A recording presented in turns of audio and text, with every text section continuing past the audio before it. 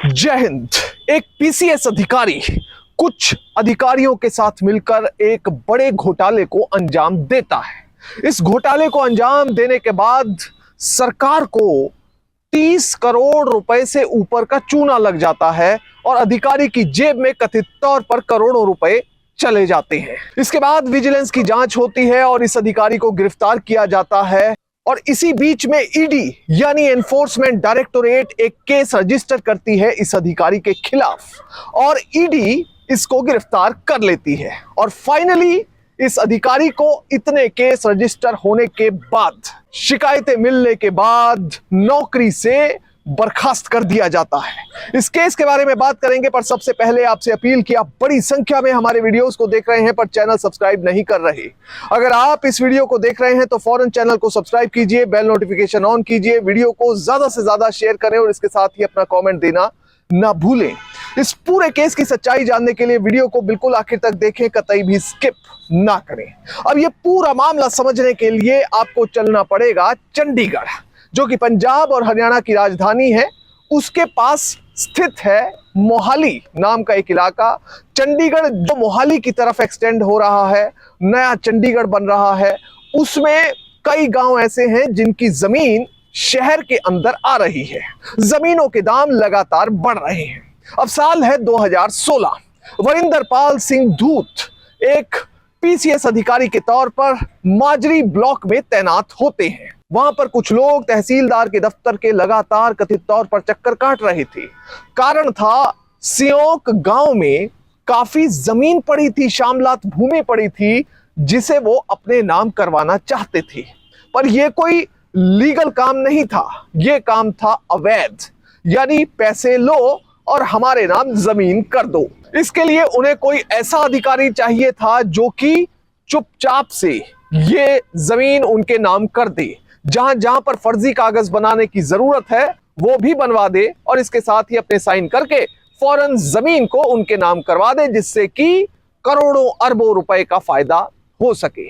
अब जो जमीन है वो तकरीबन 100 एकड़ थी, छोटी मोटी जमीन नहीं थी। इसके लिए एक बड़ी ट्रांजैक्शन भी होनी थी और जो जमीन ट्रांसफर होनी थी वो भी बड़े स्तर पर होनी थी। इसके लिए ये लोग मिलते हैं वहां पर तैनात पीसीएस अधिकारी नायब तहसीलदार वरिंदर पाल सिंह धूत से।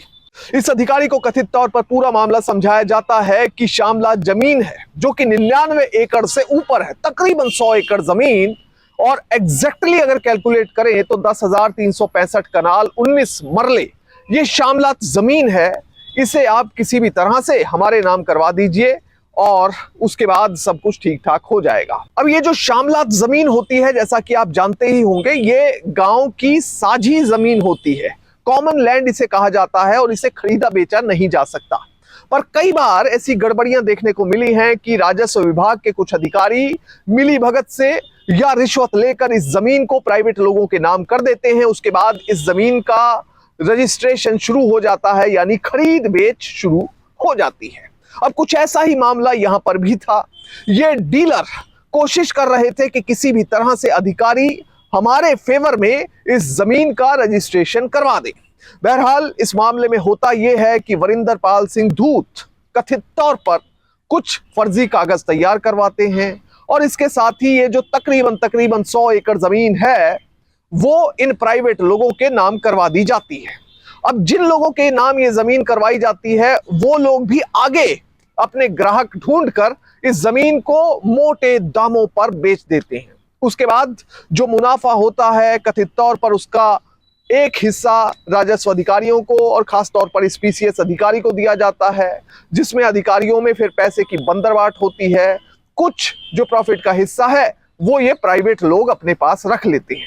पर ये जो मामला है ये गांव के कुछ लोगों द्वारा उठाया गया और ये मामला उठाए जाने के बाद फिर एक retired additional district and session जज बीआर बंसल की अगुवाई में एक कमेटी का गठन किया गया जो कि इस मामले की जांच करने बैठी। जब इस मामले की जांच हुई तो पता चला कि ना सिर्फ इस जमीन को प्राइवेट लोगों के हाथों में दिया गया जो कि बेची ही नहीं जा सकती थी, उसको ना सिर्फ प्राइवेट लोगों को बेचा गया कागजी तौर पर, बल्कि इसके साथ ही जो खेवटकार थे उनके नकली शेयर के पेपर भी तैयार करवाए गए और फिर इसमें बड़े स्तर पर फर्जीवाड़ा किया गया। और फिर फाइनली जब यह मामला ज्यादा उठने लगा तो साल 2020 के नवंबर महीने में विजिलेंस ने 11 लोगों के खिलाफ केस रजिस्टर किया। यह जो केस था वो प्रिवेंशन ऑफ करप्शन एक्ट और इसके साथ ही आईपीसी की विभिन्न धाराओं के तहत रजिस्टर किया गया था। इस केस में मुख्य आरोपी बनाया गया वरिंदर पाल सिंह धूत नाम के पीसीएस अधिकारी को। इसके साथ ही कानूनगो रघुवीर सिंह और पटवारी इकबाल सिंह, नंबरदार गुरनाम सिंह के साथ साथ प्रॉपर्टी डीलर श्यामलाल और कई लोगों के नाम जोड़े गए।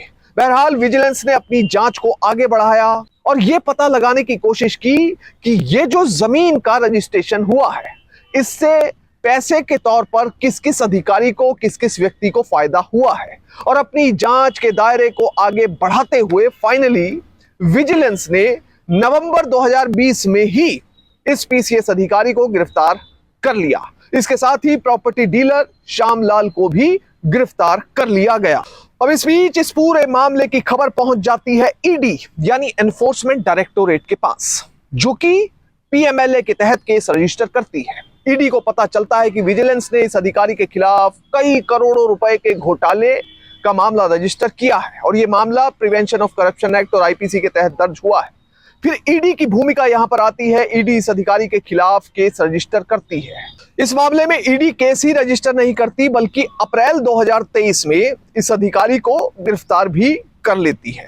पूछताछ होती है, केस का दायरा बढ़ाया जाता है, इस केस की विवेचना की जाती है, जांच की जाती है कि आखिर ये जो लैंड है, जो इतना बड़ा हिस्सा है जमीन का, वो प्राइवेट लोगों को किस मोटिव से, किस प्रेरणा के तहत दिया गया था। बहरहाल ईडी इस मामले में इस निष्कर्ष पर पहुंचती है कि इस अधिकारी ने ऐसा काम करके बड़े स्तर पर संपत्ति बनाई है और इसी के तहत ईडी चंडीगढ़ और पंजाब के होशियारपुर में इस अधिकारी की 2 कोठियों को अटैच कर लेती है यानी जब्त कर लेती है। यानी जब तक इस केस में जो ईडी का केस चल रहा है उसमें ये अधिकारी निर्दोष साबित नहीं होंगे तब तक ये प्रॉपर्टी उन्हें वापस नहीं मिलेगी और अगर इस केस में वो दोषी पाए जाते हैं तो फिर ये संपत्ति सरकारी हो जाएगी। अब इतना सब कुछ होने के बाद फिर प्रशासन ने बड़ा फैसला लिया। इस अधिकारी के खिलाफ एक्शन लेते हुए उसे नौकरी से बाहर का रास्ता दिखा दिया गया। गिरफ्तारी के बाद तो यह अधिकारी निलंबित चल ही रहा था पर अब उसे बर्खास्त कर दिया गया है। बहरहाल इस पूरे मामले से हमें सीख क्या मिलती है? हमें सिर्फ यही सीख मिलती है कि कभी भी भ्रष्टाचार और अनैतिकता का रास्ता ना अपनाएं। जो भी भ्रष्टाचारी होगा उस तक कानून के हाथ एक ना एक दिन जरूर पहुंचते हैं। इस अधिकारी ने भी शायद कथित तौर पर यही सोचा होगा कि वो कभी भी कानून के शिकंजे में नहीं फंसेगा और इसीलिए उसने इतना बड़ा घोटाला कर डाला। पर फाइनली कानून के हाथ इस अधिकारी तक भी पहुंचे और उसे गिरफ्तार कर लिया गया और बाद में नौकरी से हाथ भी धोना पड़ा। इसलिए हमेशा ईमानदारी और नैतिकता से अपना काम करें, अपने कर्तव्यों का निर्वहन करें और इस देश के विकास में अपना योगदान दें। जय हिंद।